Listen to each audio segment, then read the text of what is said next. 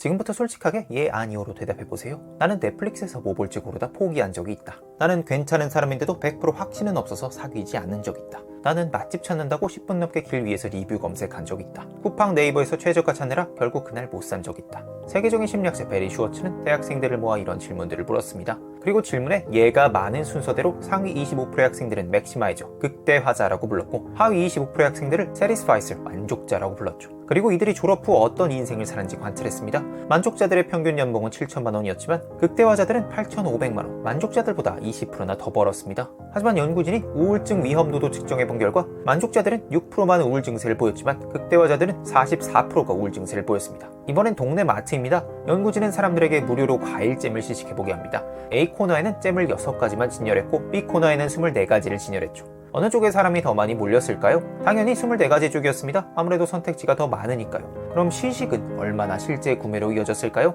놀랍게도 24가지 코너에서 시식한 사람들은 단 3%만 잼을 구매했습니다. 하지만 6가지 코너에서 시식한 사람들은 30%가 잼을 구매했죠. 왜 이런 차이가 생겼을까요? 24가지 코너에 있던 사람들의 뇌에서는 이런 일이 벌어집니다. 역시 딸기잼이 맛있어. 근데 옆에 블루베리도 있네? 저기 무화과도 있어. 뇌에 과부하가 걸립니다. 그러다 결국 뇌는 이런 결론을 내리죠.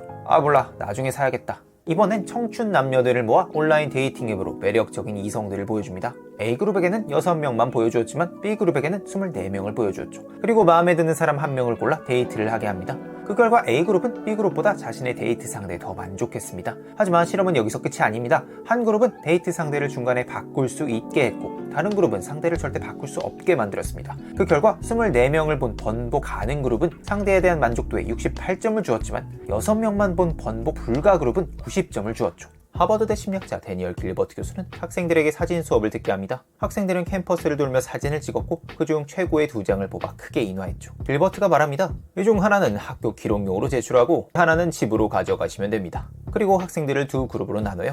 A그룹에게는 사진을 제출하면 끝이라고 말했고 B그룹은 나흘 안에 마음이 바뀌면 언제든 사진을 바꿔준다고 말했습니다. 그리고 며칠이 지나요. A그룹 학생들은 자기 사진을 보며 흐뭇해했습니다. 하지만 B그룹은 사진에 대한 만족도가 낮았죠. 사실 대부분의 B그룹 학생들은 실제로 사진을 바꾸지도 않았어요. 그냥 바꿀 수 있다는 가능성만 열려있었을 뿐인데 뇌는 계속 후회하고 의심했습니다. 이번엔 실험에 참가하지 않은 다른 학생들을 불러 이렇게 묻습니다. 여러분이라면 A그룹과 B그룹 중 어디 들어가고 싶나요? 약 70%의 학생들이 이렇게 답합니다. 당연히 B그룹이죠. 바꿀 수 있는 게 훨씬 좋잖아요. 인간의 뇌는 선택의 퇴로가 막히는 순간 자동으로 그 선택을 정당화하기 시작합니다. 이게 최선이야. 이게 더 좋아. 스스로를 설득하면서 진짜로 만족하게 되는 거죠. 하지만 번복 가능성이라는 문이 활짝 열려있으면요. 이 메커니즘은 작동을 멈춥니다. 뇌는 만족하는 대신 계속 다른 가능성을 탐색하기 시작하죠. 길버트 교수는 말합니다. 행복은 발견하는 것이 아닙니다. 직접 제작해야 하는 것이죠. 친구에게 전화가 옵니다. 야, 다음 달에 인도 배낭여행 갈 건데 같이 갈래? 당신은 고민해요. 멋진 여행일 것 같긴 한데 저번 주부터 썸 타는 사람도 있고 모아둔 돈으로 게임기를 사고 싶기도 합니다.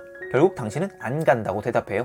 몇 달이 지났습니다. 게임기를 샀는데 생각보다 빨리 질렸습니다. 썸은 일주일도 못 가 깨져버렸고요. 그런데 친구의 SNS에는 인도에서 찍은 사진들이 올라와 있습니다. 당신은 생각해요? 인도 게스트하우스에서 운명적 사람을 만났을지도, 어쩌면 여행이 내 인생 바꿨을지도. 심리학에선 이걸 반사실적 사고라고 부릅니다. 만약 그때 다르게 선택했다면 이렇게 과거로 돌아가서 선택하지 않았던 대안을 더 매력적으로 바라보는 거죠. 우리는 하지 않은 일에 대해서는 긍정적인 시나리오만 떠올립니다. 어쩌면 인도에서 배탈 때문에 제대로 여행하지 못했을 수도 있고 고된 여행 탓에 친구랑 크게 싸웠을 수도 있는데 말이죠. 하지만 내는 그런 장면은 상상하지 않습니다. 대신 가보지 않은 길을 아름답게 꾸미죠. 하지만 현실은 어떤가요? 모든 단점이 생생하고 선명하게 보입니다. 그래서 후회는 평생 갑니다. 가보지 않은 길은 영원히 검증될 수 없으니까요.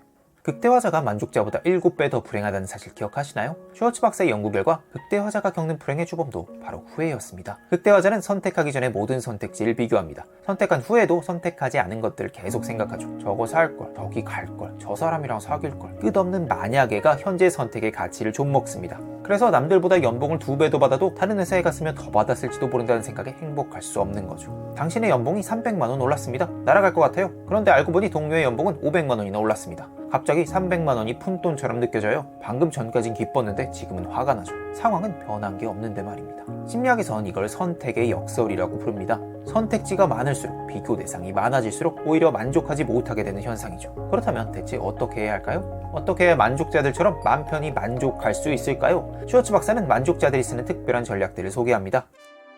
첫 번째는 물리적 제약입니다. 선택지가 많아서 괴롭다면 나만의 룰을 만들어서 선택지를 강제로 줄이는 겁니다. 쇼핑을 한다면 쿠팡, 네이버, 11번가 다 보는 게 아니라 쇼핑몰 한 개에서만 비교하고 정해둔 10분 알람이 울리면 그냥 지금까지 본 것 중 제일 나은 걸 사는 겁니다. 두 번째, 배수해진 전략입니다. 물건이 오고 하자가 없으면 택을 떼버리는 겁니다. 입사가 결정되면 사람이 링크드인 앱에 채용 알림을 끕니다. 다른 회사의 연봉과 복지 정보를 내 눈앞에서 치워버리는 거죠. 스스로에게 선언하세요. 이건 내 운명이다 라고요. 결혼, 직장, 점심 메뉴 모두 마찬가지입니다. 세 번째, 스티브 잡스 결정법입니다. 스티브 잡스가 일에 몰두하기 위해 늘 같은 옷을 입었듯 고민의 규칙을 미리 정해두는 겁니다. 예를 들어 소개팅 후 2번 더 만났는데 여전히 대화가 즐겁다면 무조건 사기입니다. 더 재거나 따지지 않고요. 우유는 무조건 A 브랜드, 패션은 무조건 B 브랜드, 다른 제품이 세일을 하든 말든 정해둔 걸 선택합니다. 네 번째, 충분해를 입버릇으로 만드세요. 극대화자는 100점짜리 선택을 기대합니다. 그래서 90점짜리 결과가 나와도 10점 부족해! 이렇게 실망하죠. 그러니 최고의 맛집을 검색하지 마세요. 그냥 괜찮은 식당을 찾으세요. 나를 구원해줄 소울메이트, 나와 취향이 똑 닮은 단짝, 이런 기대를 버리세요. 같이 사는데 불편하지 않은 사람이면 충분하다고 세팅하는 겁니다. 스스로에 대해서도 마찬가지입니다. 이 구역에서 가장 매력적이고 돈도 잘 벌고 성격도 좋아야 하는 내가 아니라 이 정도면 충분히 매력적이고 충분히 수입도 괜찮고 충분히 성격도 좋은 나, 이렇게 해요. 다섯 번째는 감사하기입니다. 가지지 못한 걸 후회하는 대신 가진 것의 장점을 찾아내는 전략이죠. 새로 산 청소기가 좀 시끄럽습니다. 하지만 이렇게 생각해봅니다. 그래도 흡입력 좋고 디자인 예쁘잖아. 이제부터 다른 청소기들의 조용함은 떠올리지 않습니다. 내 남친이 친구 남친보다 키가 작아요. 하지만 이렇게 생각해봅니다. 그래도 내 남친은 다정하고 연락 잘 되고 웃는 것도 예뻐. 슈워츠 교수는 이렇게 말합니다. 세상에 최고의 선택은 없습니다. 선택을 최고로 만드는 태도만 있을 뿐이죠. 천문학자에게 누군가 이렇게 물었습니다.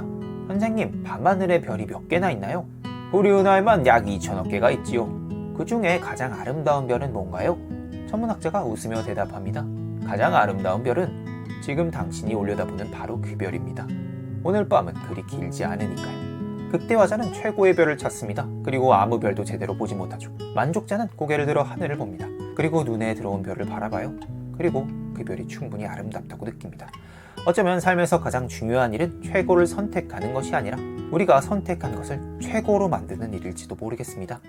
오늘 영상은 심리학자 베리 슈워츠의 연구들, 그리고 독일의 심리학자 폴커 키츠와 마누엘 투시의 마음은 어떻게 움직이는가의 내용을 참고했습니다. 너무 많은 선택지가 고통을 주는 선택의 역설, 과거를 후회할 수밖에 없게 만드는 반사실적 사고, 작은 차이도 비교하게 되는 차이식별 편향 등 삶에 도움되는 다양한 심리학적 지식들을 쉽고 재미있는 비유들로 알려주어 좋았습니다. 오늘 소개드린 내용 외에도 인간관계에도 계산이 필요하다는 투자 모델이나 선물은 세트보다는 하나만 주는 게 낫다는 선물의 역설, 질문을 사실로 혼동하는 진술 편향 등 다른 심리학 서적에서는 보지 못했던 참신하고 재밌는 내용들이 많아서 편향이나 오류 없이 합리적 선택을 내리고 싶은 모든 분들께 추천드리고 싶은 책이었습니다. 오늘도 끝까지 들어주셔서 감사합니다.